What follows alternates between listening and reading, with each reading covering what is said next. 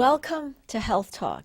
Today we have with us Dr. Edward Diao, Professor Emeritus, Department of Neurosurgery, Orthopedic Surgery, University of California, San Francisco School of Medicine, and former Chief of Hand, Upper Extremity, and Microvascular Surgery from San Francisco.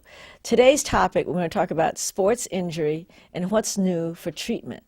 So, sports injury, I play tennis, and I'm sure I'm going to need treatment someday. So we'll talk about tennis elbow or something?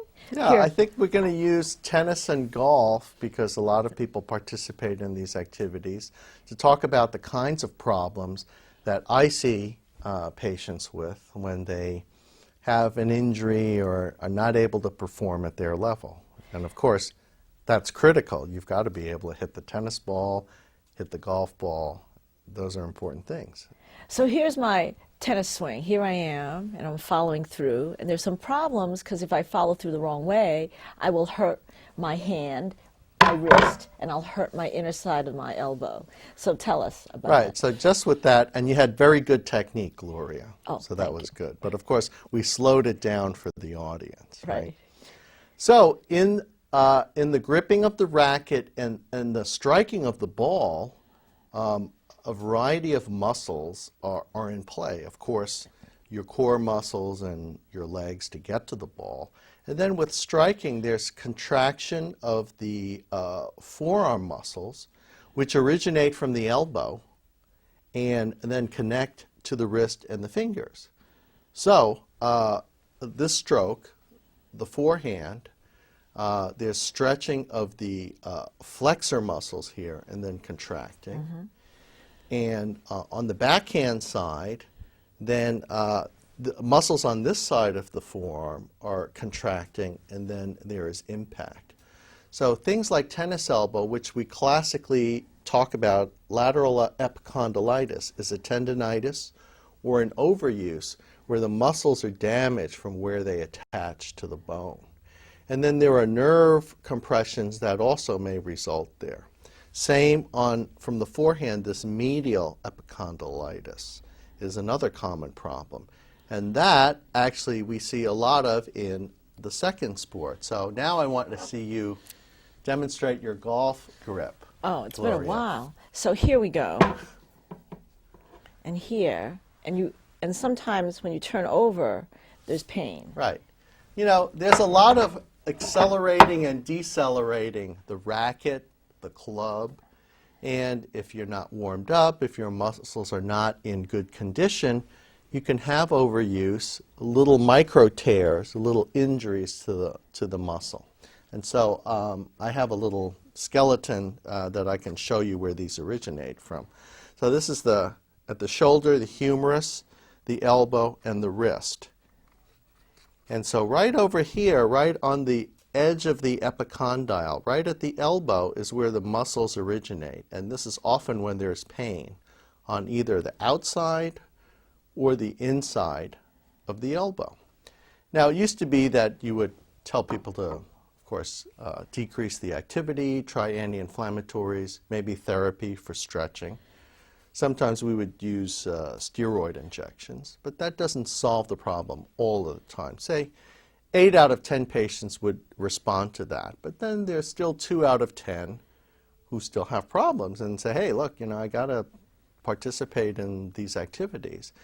And so then surgery can be done to debride the origin of the muscle, to do some cleaning up of the inflammation. And whereas we used to use larger incisions, now, again, with the advent of arthroscopes, you can do an arthroscopic assisted surgery and use much smaller incisions. Actually go inside the joint with the arthroscope and then go out and look at the muscle area and do limited debridement. So you would look in the joint right there in the skeletal, right here in the inside and the outside. Right, you could look at both sides. At the same time? Yes. And the incision would be less than an inch? Yeah, about an inch would do it. And then you'd also project it on the big screen? Right, and sometimes there's arthritic problems. For example, I think there's some recognition that more and more young people who are involved in throwing sports such as softball, baseball. right, what we call Little League elbow. Some of that can be from an overuse injury, and the participant is a teenager, so they're skeletally immature. Their bones are still growing and shaping. But because of all the muscle forces from the repetitive activity, there's some arthritic problem, or the bone grows in a little misshapen way, or there's too much stress on the ligaments. And so there's a variety of conditions that we sometimes have to deal with. Now, do you also see this, I'm sure, in athletes, pro athletes, and Yes. weekend warriors like Yes, ourselves? we call them, I call it elite human performance. That takes away whether or not you're getting $1 million salary or just a weekend warrior. But, you know, some of the same problems occur with muscle overuse or arthritic problems. And some of these newer techniques are very helpful. So let's go back to your tennis swing, which was good. The other area is very common to have problems is in the wrist. And so wrist tendonitis is fairly common with overuse. And sometimes, again, rest and decreasing your activity doesn't solve the problem. And so for wrist tendonitis, there are multiple tendons that in this model I'll show you live on the dorsum, the outside of the wrist, and on the flexor side, on the inside. And sometimes some surgical releases are important to try to help the tendonitis. Sometimes inside the wrist there are problems, much like in a knee, and you might have a meniscus problem with the cartilage that responds to arthroscopic surgery with a trimming or a debridement. Now the technology is such that we have the small arthroscopes that can fit into these small joints right here. And a very common problem is when the wrist goes this way with the snap of a serve on a tennis ball or swinging of a golf club, that there's pain on this ulnar side, the pinky side of the wrist. That's where the little cartilage disc, the meniscus-like structure, lives. And with age, many of us have a little bit of wear and tear there. Sometimes that doesn't get better by itself.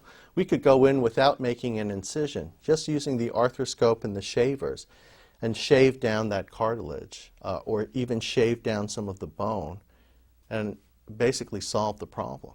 Now, this technology has been around for how many years? I'd say 5 to 10 years, but every few years there are advances, just like with television technology. Now, we used to be looking at standard TV sets. Now we're looking at HD plasma screens with beautiful definition. So in fact, putting a small scope in and looking in these joints gives us a better view than with a large incision and looking at the same thing with the naked eye. Because you have it magnified. It's magnified, the quality of the image is better. It's like having a periscope that moves around. You actually can go inside the joint and look up at the bone. You can't really do that with the naked eye without snapping that joint in two. Mm-hmm. So there are real advantages to this new imaging technique. Now for the teenagers or the young boys who do the baseball and they get this injury where there's repetitive motion because they start training so often, what do you do for these young people? Well, first of all, I think it's a tragedy that this happens because these are avoidable injuries for the most part. However, with the intensity of the competition and the sports and kind of the year-round schedule, we are seeing these problems. So there are a variety of things that can go wrong with the young throwing athlete in terms of the elbow. One is they can have like an arthritic type problem, which we call osteoarthritis.